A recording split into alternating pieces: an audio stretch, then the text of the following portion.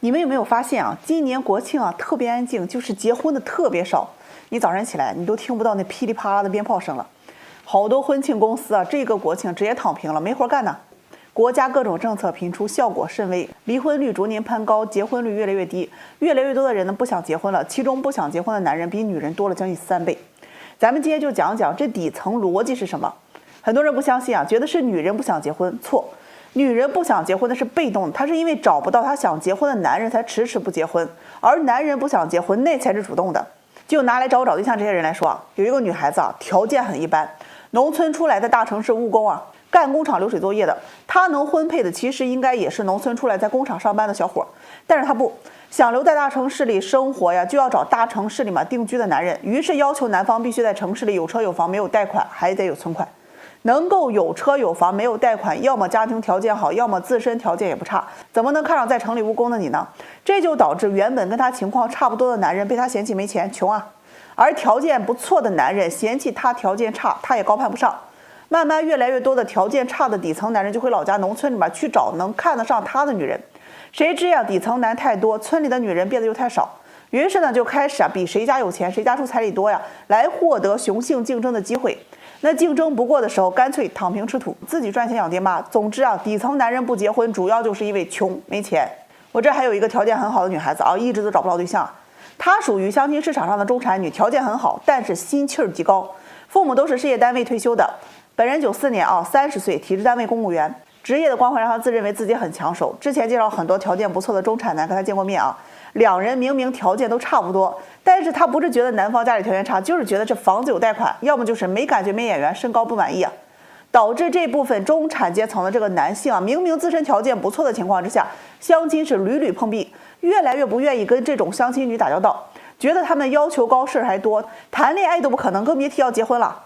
请他们吃饭送礼物，那档次还不能太低。你提 AA， 对方说你抠，不提吧，自己平常舍不得花的钱都打了水漂，还没唠个好话。还有个小伙子条件一般啊，房有贷款，车是代步车。往上呢被中产女嫌弃，往下呢被底层女挑挑拣拣。难得遇到一个合适的，谈了半天到了彩礼，车房这一关还是被卡住了。那些临近结婚取消婚礼的都是这些事儿啊，要么打穷仗，你给我少了我觉得不公平，要么情绪价值没有提供到位啊，你不会照顾我的情绪，对我不好等等。说白了还是钱不够啊。爱情是两个强者之间的风花雪月，两个弱者之间的苦大仇深。这些平民女的家庭对结婚要求的高额彩礼、婚房等等，让很多没有能力获取的平民男性望而却步。所以啊，干脆躺平打游戏吧。在婚恋市场上，底层男性占了40%，平民男占了35%，中产男占了15%，这都已经占到了90%。你说说，怎么可能去提升结婚率呢？大家都不想结呀。今天一上午来6个女孩子，3个男士啊，你听完他们的择偶要求，你基本就能断定，有4个女孩子是基本找不到对象的。择偶要求异想天开，有一个男孩条件太差，如果没有其他的价值辅助的话，很难找到对象的。说白了，婚恋市场上之所以女多男少，是因为越来越多的男人主动退出，我不想结了。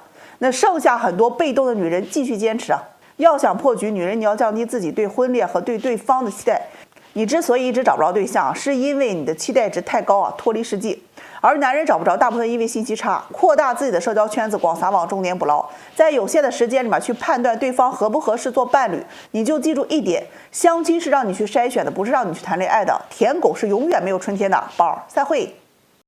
兄弟们，今天给你们讲一个真理啊，找人结婚一定不能找生理性不喜欢的。你有没有过一种感觉，就是你和相亲对象已经确认关系了，却没有一点恋爱的感觉？有一位男士是个医生啊，相亲认识一个女孩子，从见面第一眼就很喜欢她。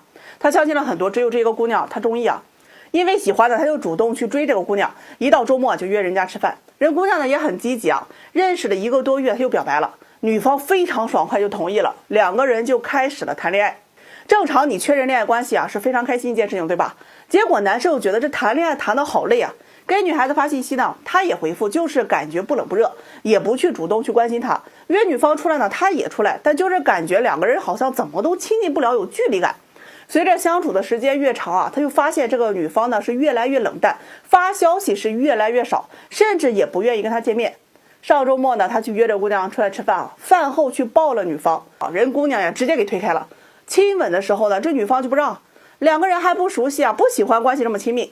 原本呢想着约着放假呀，一起去双方父母家里看看，就各种理由是一而再再而三的往后拖啊，男士就忍着呀，觉得自己是喜欢对方的，需要给对方一点时间来接受自己啊。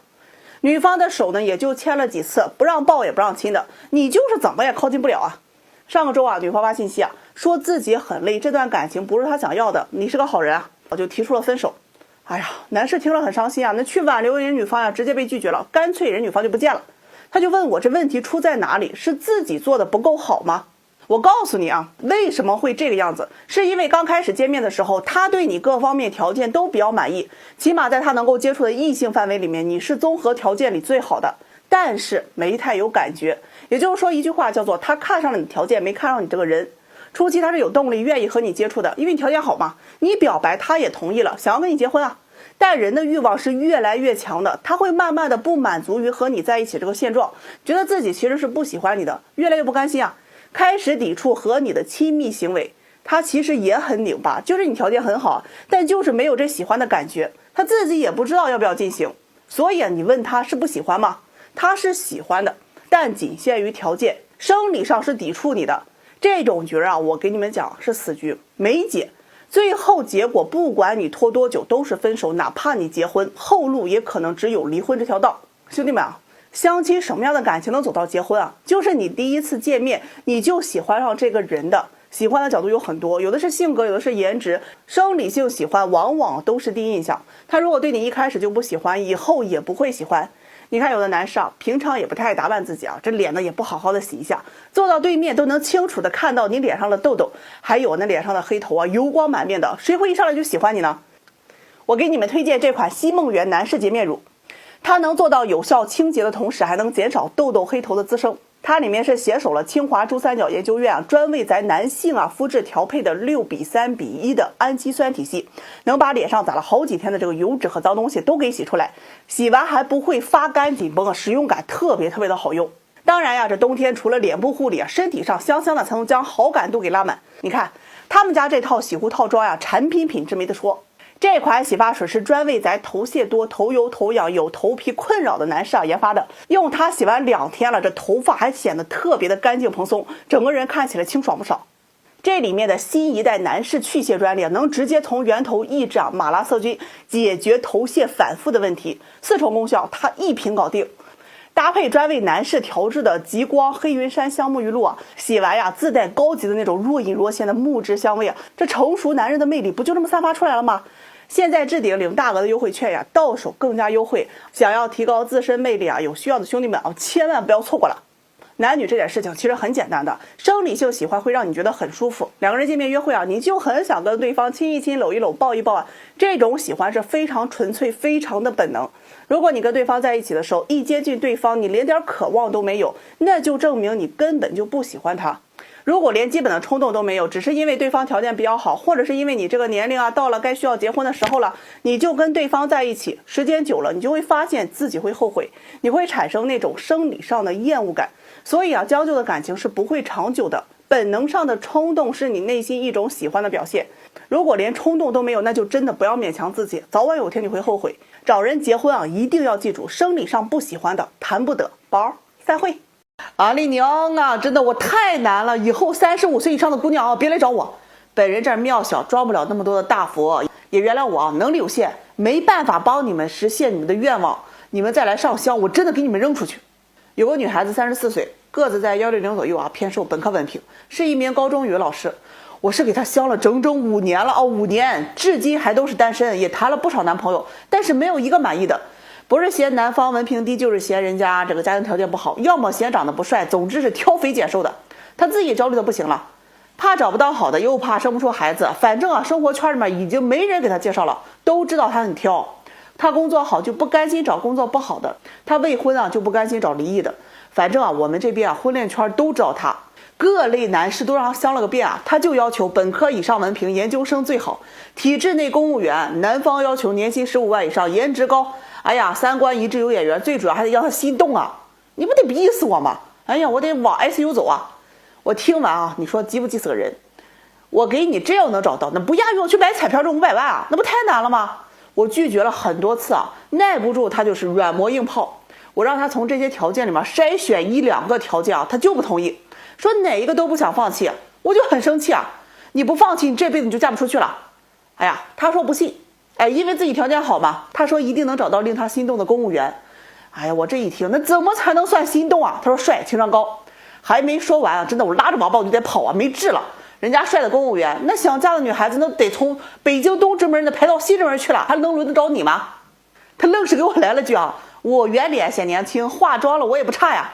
哎呀，我的天哪！你就算是个法拉利，它开了15年了，发动机得生个锈，搞不好再漏个油，你停个电，你咋办呢？你能跟新车相比吗？你们是不知道啊，他妈都找我了好几回了，一见面就哭呀，说这闺女从小到大都没让她上过火呀，就找对象让她操碎了心。家里还有个亲戚，她表姐38岁了也未婚，他俩就爱搁一块玩。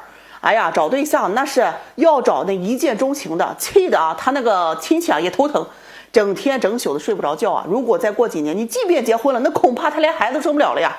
我反正跟这姑娘都很熟了，我就很明确的告诉她，你这条件啊，要么想找好的就得去二婚市场，她不甘心，凭什么我未婚我就要找离异的？要么你就降低要求啊，找大龄剩男。她又觉得这男人年龄这么大，剩下多少都有原因的。你真的啊，听她话你都能气得够呛啊。你自己不还都是大龄未婚吗？她说那我不是了解我自己吗？我又不了解别人为什么剩下的。哎呀，那一刻真的气得你血压直拱头啊！哎，头昏。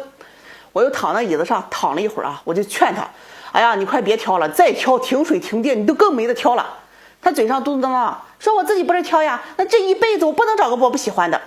说着妥协，心里那是800个大心眼子，1000个不愿意。另外他还有一个87年的，今年有36、7岁了啊，也还是未婚，一个闺蜜，她要给我介绍过来。我一听，哎呀，那可不行啊，她要来了也让我给她找心动的，我直接主动上 ICU 报道去。真的，我现在一听大龄加未婚啊，我都条件性反射。以后35岁以上的大龄未婚啊，还挑挑拣拣的姑奶奶们啊，千万别来找我了。散会。